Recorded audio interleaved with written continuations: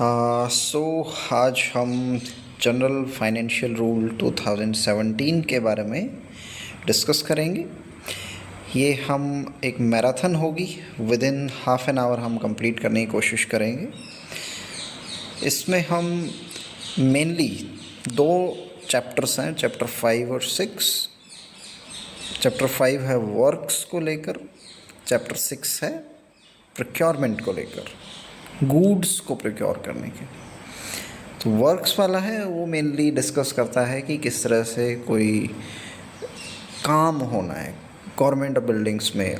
Mainly building में construction का काम है फॉर एग्जांपल, तो वो एक वर्क्स का एग्जांपल है।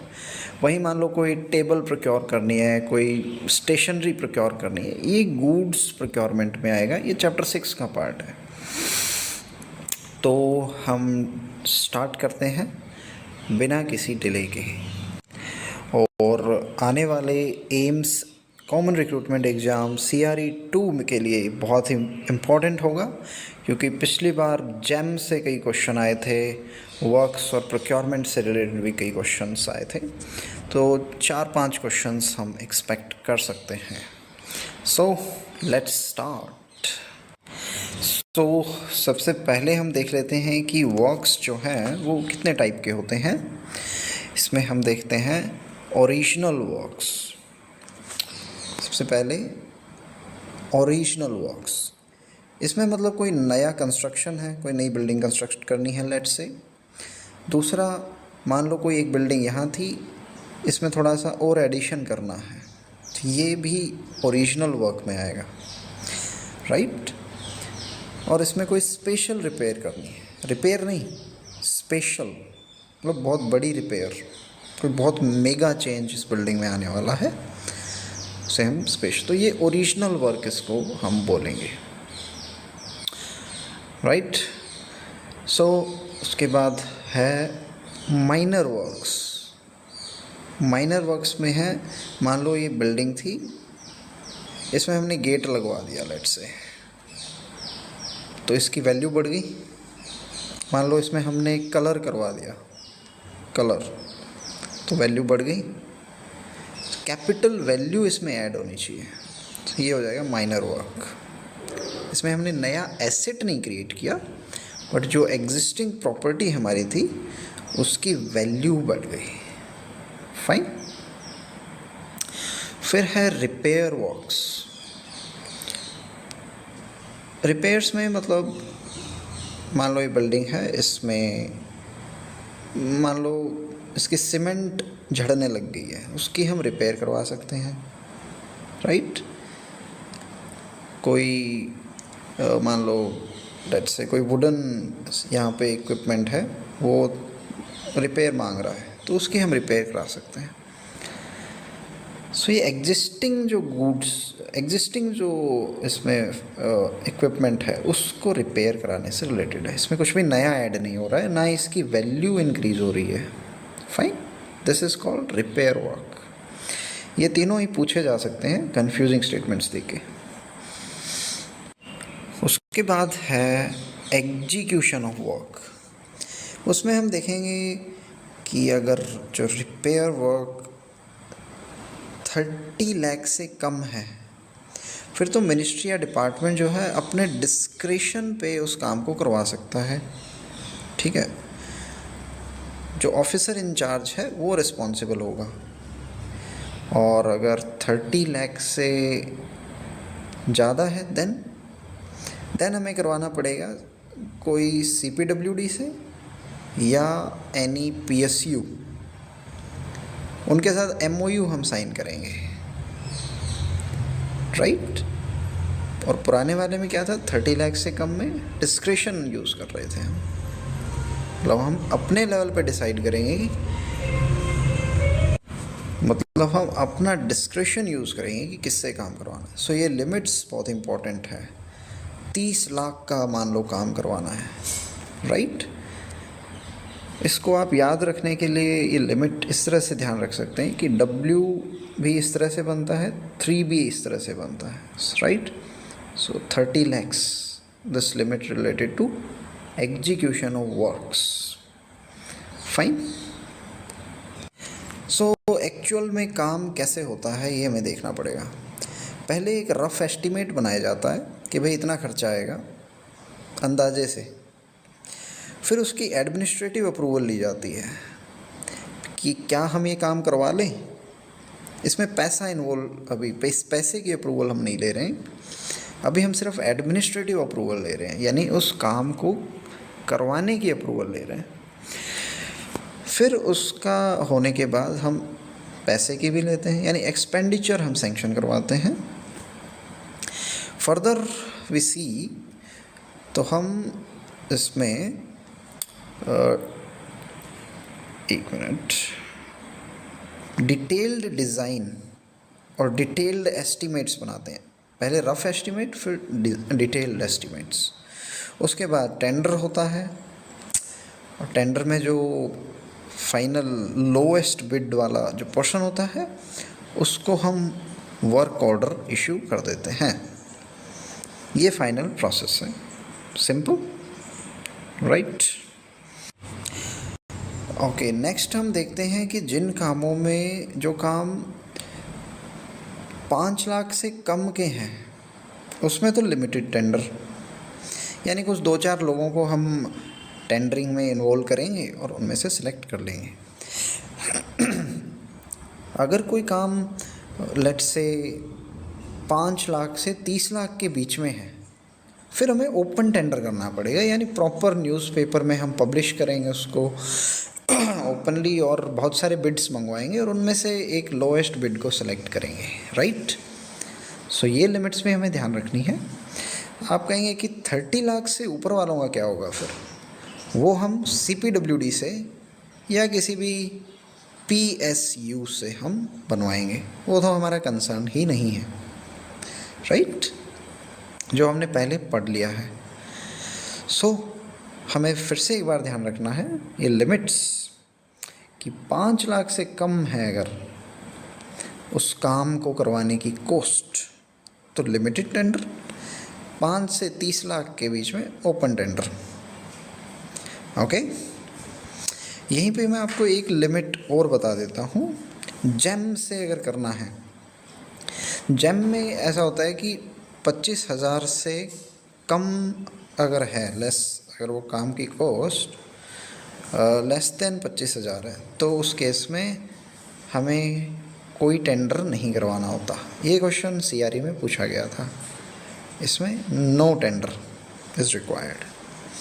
और 25,000 से लेट्स से 2.5 लाख है, उसका हम आगे पढ़ेंगे। फिर 2.5 लाख से ऊपर का है, वी विल सी दैट। फिर एक कॉन्सेप्ट आता है रिव्यू ऑफ प्रोजेक्ट्स का। प्रोजेक्ट्स को रिव्यू करना पड़ता है, उसके लिए एक रिव्यू कमेटी कॉन्स्टिट्यूट की जाती है। उसमें एक एडमिन का बंदा होता है, एक फाइनेंस का होता है, और एक जो एजेंसी जिसको हमने वर्क दिया है उसका एक पर्सन होता है, यानी एडमिन, फाइनेंस और एजेंसी, ये 3 लोग उस रिव्यू कमेटी में होते हैं।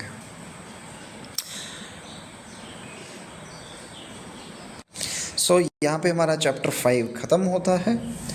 प्रोक्योरमेंट पे हम मूव करते हैं। हमने वर्क्स कर लिया, यानी काम जो होता है, जो गवर्नमेंट ऑफिसेज में कंस्ट्रक्शन का मेनली होता है या रिपेयरिंग का होता है, वर्क्स वाला हमने कर लिया है। बिल्डिंग हमारी तैयार है, अब हमें करने हैं गुड्स को प्रोक्योर। काम करने के लिए सर्विसेज भी हायर करनी है हमें। अब हम बात करते हैं गुड्स एंड सर्विसेज, जो चैप्टर 6 है। This is also very important. Fine, let's see. So सबसे पहले हमें ध्यान रखना है गुड्स होता क्या है। इसमें टेंजिबल आर्टिकल्स तो होते ही होते हैं, इसके अलावा कुछ इनटेंजिबल प्रोडक्ट्स भी होते हैं। ये कंफ्यूज हमें कर सकता है। इसमें सॉफ्टवेयर शामिल हो सकता है और पेटेंट्स, राइट। पेटेंट्स यानी किसी भी प्रोडक्ट को मैन्युफैक्चर करने का किसी पर्टिकुलर कंपनी के पास राइट्स होना, उसे पेटेंट कहते हैं, right. So patents and software, ये भी है, आपको ध्यान रखना है। ये गुड्स की डेफिनेशन में है। इसे सर्विसेज में इंक्लूड मत कर लेना।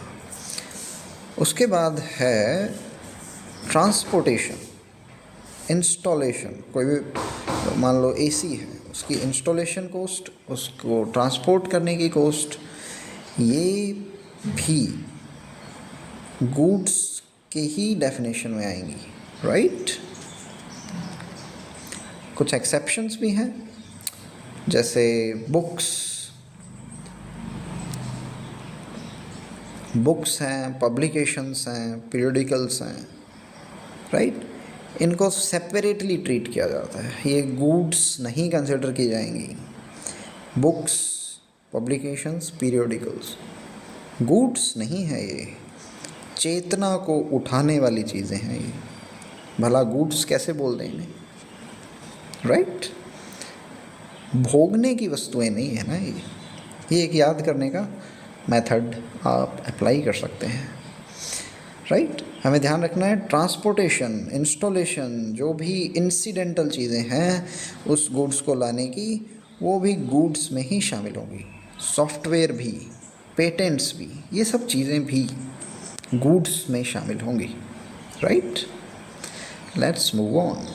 अब हम बात कर लेते हैं जेम से प्रोक्योर करने की। जेम यानी गवर्नमेंट ई मार्केट प्लेस। ये प्रेजेंट गवर्नमेंट का एक बहुत ही ट्रांसपेरेंट तरीके से प्रोक्योर करने के लिए एक पोर्टल है, जेम पोर्टल। इसे होस्ट करता है director general of supplies and disposal. और ये जो DGSD है, ये सर्टिफाई करता है सप्लायर्स के क्रेडेंशियल्स को, राइट, कि वो सप्लायर जो है वो ऑथेंटिक है या नहीं। बट जो रेट्स वो प्रोवाइड कर रहा है, लेट्स से कोई भी प्रोडक्ट का, उसको सर्टिफाई करने की रिस्पॉन्सिबिलिटी उसकी है जो प्रोक्योर कर रहा है, right. Director general of supplies and disposal सिर्फ और सिर्फ क्रेडेंशियल्स ऑफ सप्लायर्स चेक करेगा।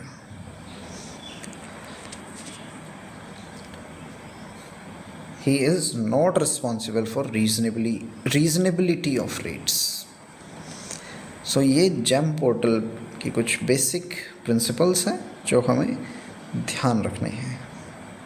अब मूव करते हैं सबसे इम्पोर्टेंट पार्ट पे। इस पे पिछली बार क्वेश्चन भी आया था एम्स CRE में। ये वाला क्वेश्चन पूछा गया था, लेस देन और इक्वल टू 25,000। तो जेम से प्रोक्योर अगर हम कर रहे हैं तो इस केस में हमें बेसिकली टेंडर की नीड नहीं है, नो टेंडर इज़ रिक्वायर्ड।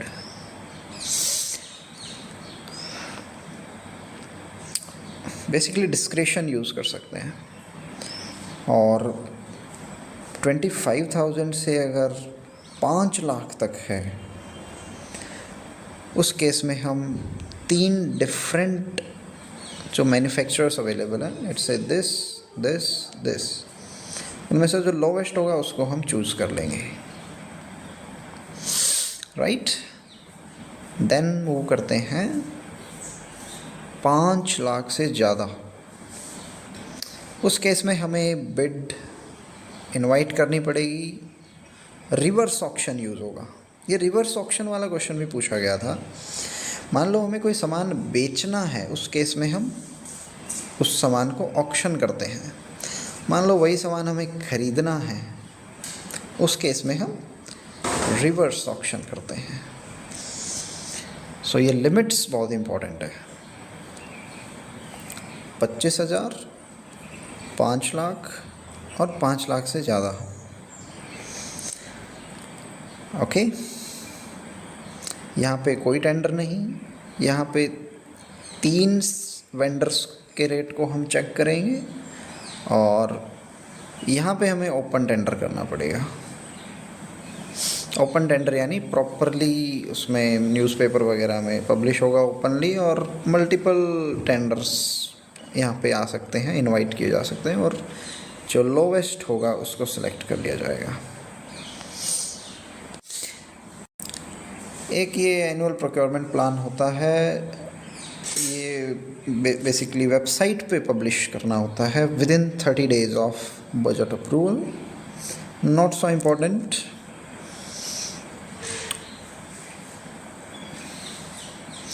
फिर रजिस्ट्रेशन ऑफ सप्लायर करना होता है, आप ध्यान रख सकते हैं। DGST एक रजिस्टर मेंटेन करता है और उनको बिड सिक्योरिटी भी नहीं देनी पड़ती। बिड सिक्योरिटी बेसिकली बिड जो टेंडर होता है उसमें पार्टिसिपेट करने के लिए दी जाती है। जैसे आपसे एग्ज़ाम में अप्लाई करने के लिए एप्लीकेशन फ़ी होती है, वैसे ही कुछ बिड सिक्योरिटी है। बिड प्रोसेस पूरा होने के बाद वो बिड सिक्योरिटी वो वापस कर दी जाती है, राइट। सो बेसिकली 1 से 3 साल के लिए रजिस्टर किया जाता है, फिर रिन्यू कराना पड़ता है। ये 1 से 3 साल है, ये हमें ध्यान रखना है। और डिबार भी किया जा सकता है, हमें ध्यान रखना है। अगर कोई करप्शन के केस में पाया जाता है तो 3 साल, और कोड ऑफ इंटीग्रिटी को ब्रीच करता है तो 2 साल।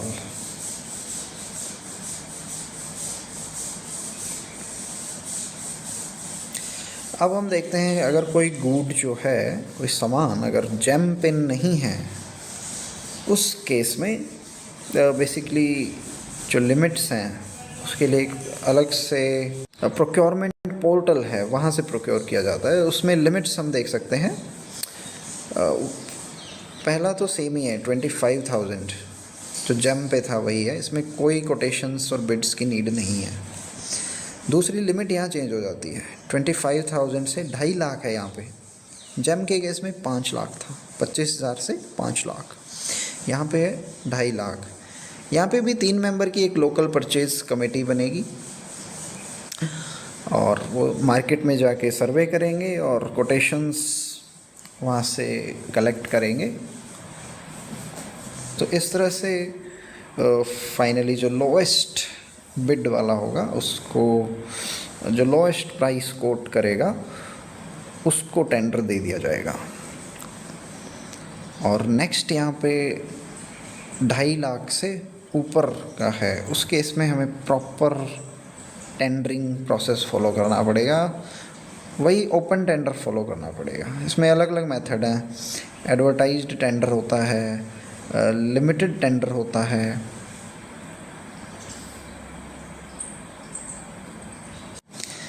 सो बेसिकली सिंगल टेंडर इंक्वायरी है, 2 स्टेज बिडिंग है, ई रिवर्स ऑक्शन। इनको हम देख सकते हैं एडवर्टाइज्ड टेंडर इंक्वायरी यानी न्यूज़पेपर में एडवर्टाइज कर देंगे। लिमिटेड टेंडर इंक्वायरी यानी हम अपने कुछ ऑलरेडी एक लिस्ट होगी, मतलब कुछ बंदों को हम इसमें इनवाइट करेंगे, ओपन नहीं होगा ये। सिंगल टेंडर बेसिकली जो बहुत बहुत ज़्यादा टेक्निकल प्रोडक्ट्स जो होते हैं, जिनके सप्लायर बहुत कम मिलते हैं, बहुत हाईली प्रिसीजन वाले प्रोडक्ट्स होते हैं, उसमें सिंगल टेंडर होती है क्योंकि उसमें बहुत सारे ज़्यादा वेंडर्स मिल नहीं पाते हैं। फिर 2 स्टेज बिडिंग है, इसमें 2 स्टेज यानी पहले उसमें टेक्निकल बिड्स, फिर फाइनेंशियल बिड्स। टेक्निकल में बेसिकली क्वालिटी पे फोकस होता है, फाइनेंशियल में कॉस्ट पे फोकस होता है। सो 2 स्टेज होती है। 2 स्टेज में पहले टेक्निकल बिड्स मंगवाई जाती हैं, फिर फाइनेंशियल बिड्स मंगवाई जाती है। टेक्निकल में पूछा जाता है कि आप कैसी क्वालिटी है आपकी, क्वालिटी अगर सही होती है तो फिर पैसा पूछा जाता है, कितना पैसा ले रहे हो आप। सो ये 2 स्टेज बिडिंग हो गई, फाइन।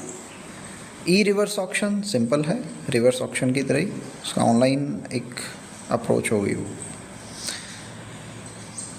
और सारी टेंडर इंक्वायरीज़ को सेंट्रल पब्लिक प्रोक्योरमेंट पोर्टल पे पब्लिश किया जाएगा।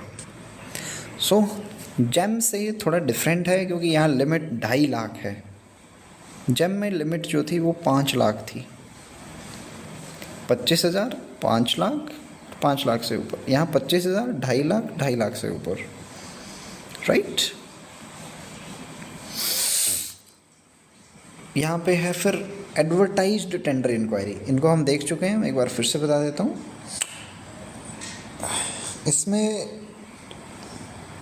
अगर जो गुड्स की वैल्यू अगर 25 लाख से ज़्यादा है, 25 लाख अपने आप में बहुत बड़ी अमाउंट हो जाती है, तो इसके लिए न्यूज़पेपर में एडवर्टीज़ करना पड़ता है और बिड्स इनवाइट की जाती है बहुत सारे वेंडर्स से। और बिड सबमिशन करने के लिए जो टाइम दिया जाता है 3 हफ्ते का दिया जाता है। इसको भी याद करने का तरीका है, B is written like this, 3 is also written like this, right? 3 weeks हमें ध्यान रखना है। और 25 लाख आप ध्यान रख ही सकते हैं कि ये बहुत बड़ा अमाउंट हो जाता है। यूजुअली हम 2.5 का जिक्र कर रहे हैं, हमें सिर्फ 0 ही हटानी है, तो ये 25 लाख एक अपने आप में बड़ा अमाउंट है। तो इसके लिए एडवर्टीज़मेंट करना इम्पोर्टेंट है। उसके बाद है लिमिटेड टेंडर इंक्वायरी। अगर 25 लाख से कम है तो उस केस में हम कुछ एक सप्लायर्स की लिस्ट होती है हमारे पास, 1 2 3 4 कितने भी हो सकते हैं, उनको ही हम इनवाइट करते हैं बिड के लिए, ओपनली नहीं करते। एक लिस्ट हमारे पास प्रिपेयर्ड होती है, उसी में से ही सप्लायर्स को बुला लिया जाता है। This is called limited tender. The name limited is self explanatory.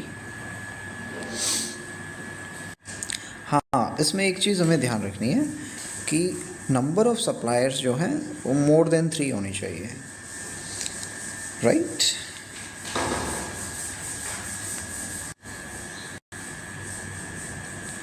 So 2 bid system में टेक्निकल और फाइनेंशियल बिड्स एक साथ मंगवा ली जाती हैं।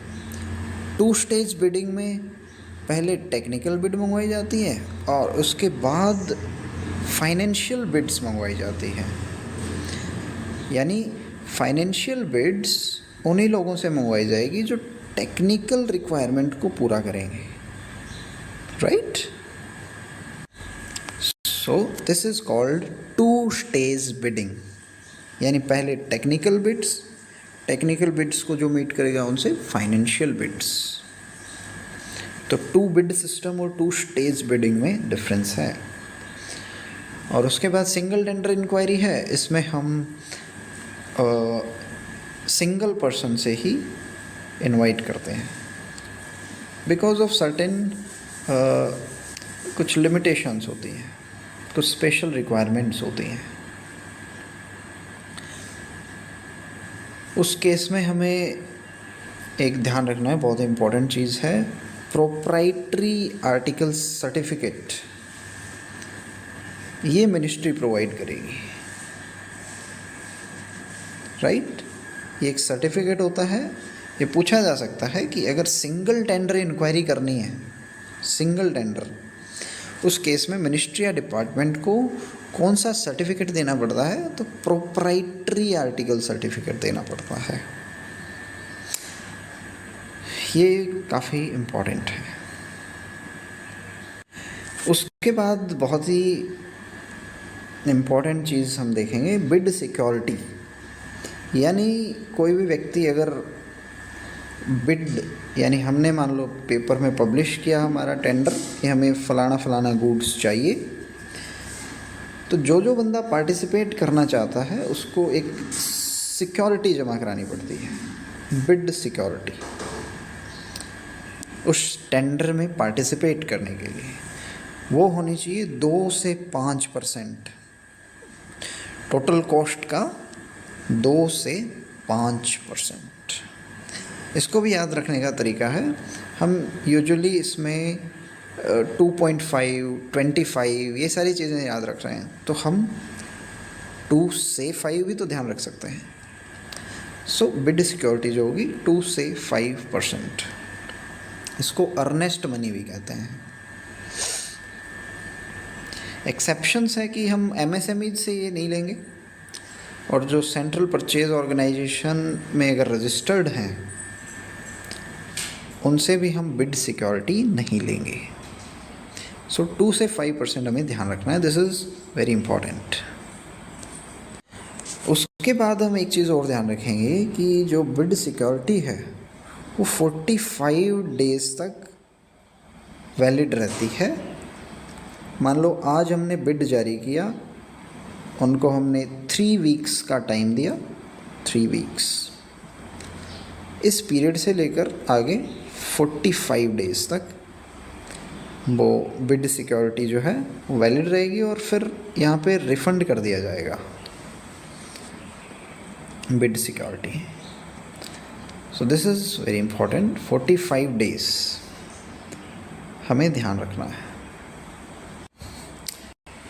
उसके बाद हम मान लो फाइनली जो भी वेंडर सेलेक्ट होता है उसको बिड सिक्योरिटी तो वापस कर दी जाती है और उससे परफॉर्मेंस सिक्योरिटी ली जाती है। वो होनी चाहिए 5 से 10%। ये थोड़ी सी ज़्यादा होगी, वहाँ हम ले रहे से 2 से 5, यहाँ पे 2 5 10, 5 से 10%। इस तरह से ध्यान रख सकते हैं हम इसको। और ये 60 दिन तक वैलिड रहती है, यानी करीब करीब 2 महीने तक। मान लो जो भी गुड्स हमने प्रोक्योर करना था वो उस बंदे ने हमें दे दिया, यहाँ से 60 दिन तक वो वैलिड रहेगी, उसके बाद उसको वापस कर दी जाएगी परफॉर्मेंस सिक्योरिटी। ये इंश्योर करने के लिए होती है ताकि कोई भी वेंडर जो है वो ख़राब माल हमें ना दे जाए और कुछ डिफेक्टिव चीज़ें ना दे दें। इसलिए एक सिक्योरिटी अमाउंट लिया जाता है। कितना लिया जाता है? 5 से 10%। और वो 60 दिन तक वैलिड रहता है उस डेट से जब वेंडर ने हमें सामान दे दिया, उसके बाद 60 दिन तक वो वैलिड रहता है। उसके बीच में हम उसे रिफ़ंड कर देते हैं परफॉर्मेंस सिक्योरिटी जो हमने ली थी। कुछ केसेस में एडवांस पेमेंट का भी प्रोविज़न है।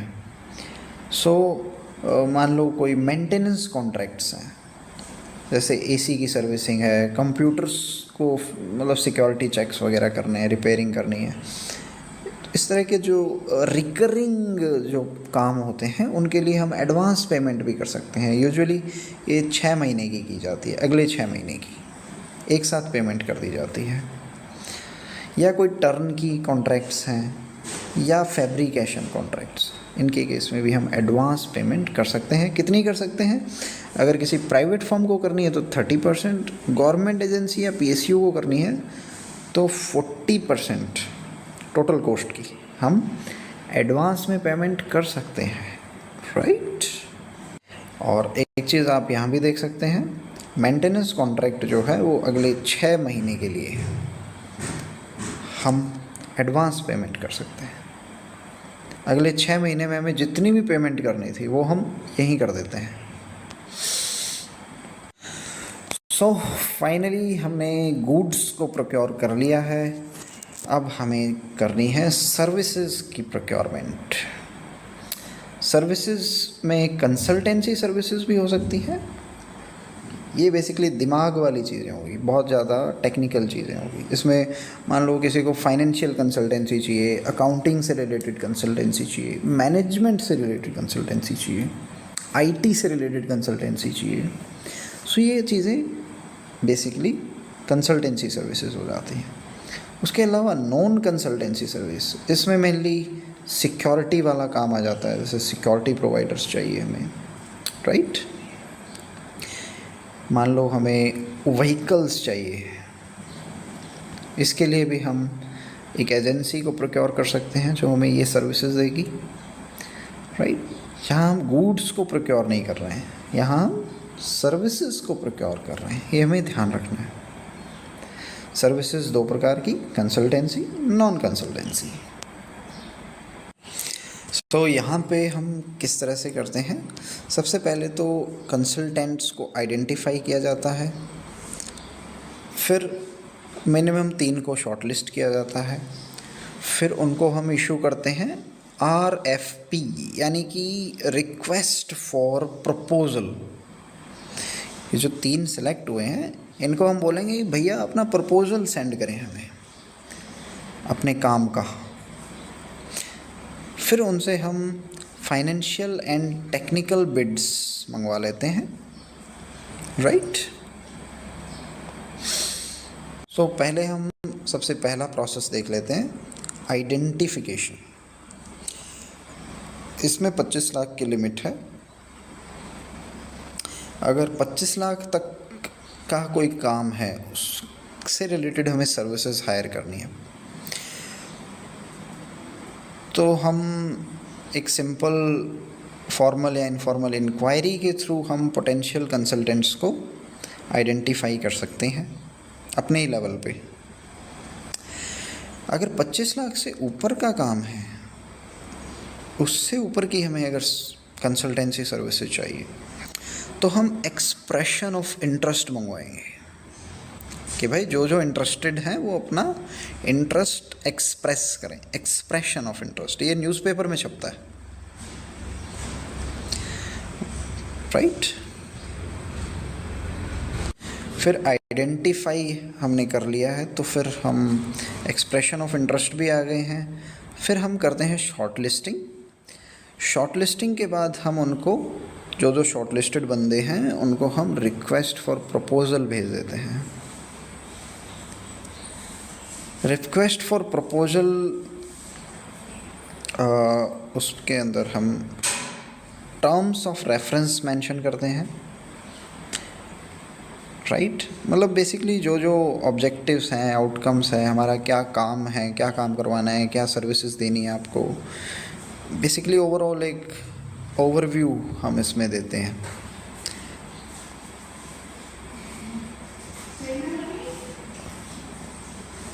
सो पहले हमने आइडेंटिफिकेशन किया, फिर हमने एक्सप्रेशन ऑफ इंटरेस्ट जारी किया, फिर हमने शॉर्टलिस्ट कर लिया। शॉर्टलिस्टेड बंदों को हमने रिक्वेस्ट फॉर प्रपोजल सेंड कर दिया। उसके बाद हम देखेंगे कि कंसल्टेंट्स को सेलेक्ट करने के मेथड्स क्या हैं। इसमें एक तो है क्वालिटी एंड कॉस्ट, इसमें क्वालिटी और कॉस्ट, इसमें बेसिकली क्वालिटी और कॉस्ट दोनों पे फोकस होता है। फिर है लीस्ट कॉस्ट सिस्टम, इसमें जो सबसे कम पैसा ले रहा है उसको हम फाइनल टेंडर दे देते हैं।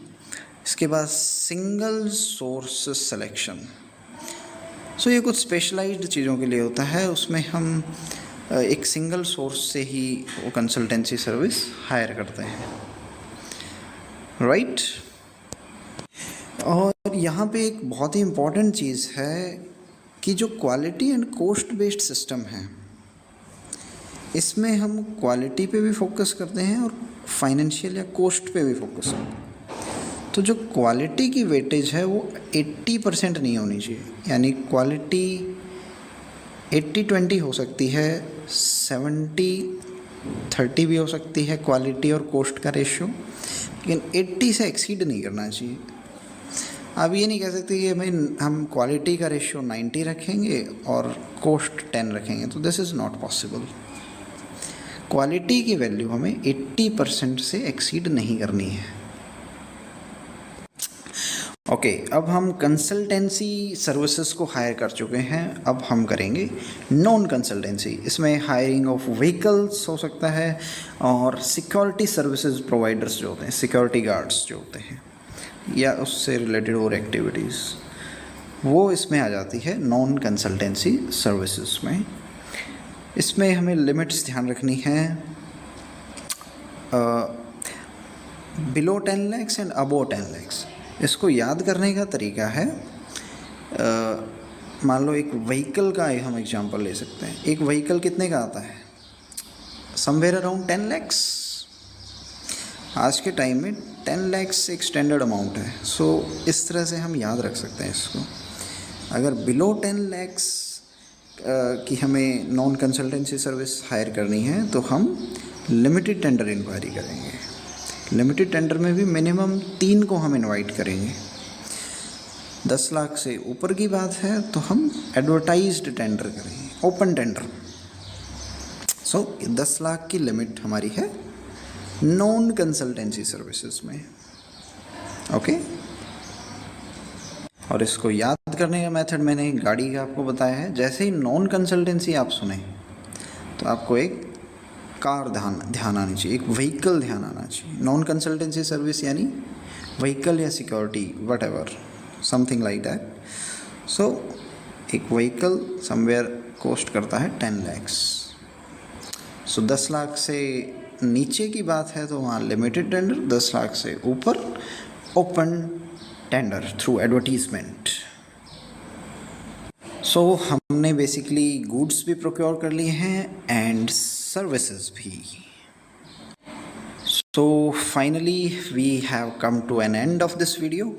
ये बहुत ही सुपर फास्ट मैराथन थी. हमने सबसे पहले इसमें गुड्स प्रोक्योर किए, वर्क पे भी हमने फोकस किया और फाइनली कंसल्टेंसी और नॉन कंसल्टेंसी सर्विसेज को भी हायर किया. राइट, वर्क्स और प्रोक्योरमेंट, ये दोनों चीज़ें, दोनों चैप्टर 5 और 6 GFR के बहुत इंपॉर्टेंट हैं और क्वेश्चंस इन्हीं से ही आते हैं क्योंकि गवर्नमेंट ऑर्गेनाइजेशंस में काम जो है प्रोक्योरमेंट का और वर्क का इन्हीं चैप्टर्स में जो जो सेक्शंस दिए हुए हैं. So I hope you like the video.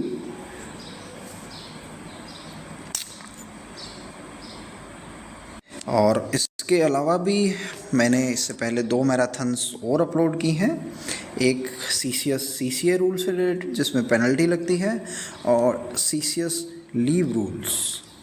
सो ये तीनों ही बहुत इम्पोर्टेंट है. आप प्लेलिस्ट में जाकर बाकी वीडियोस भी देख सकते हैं. Thank you.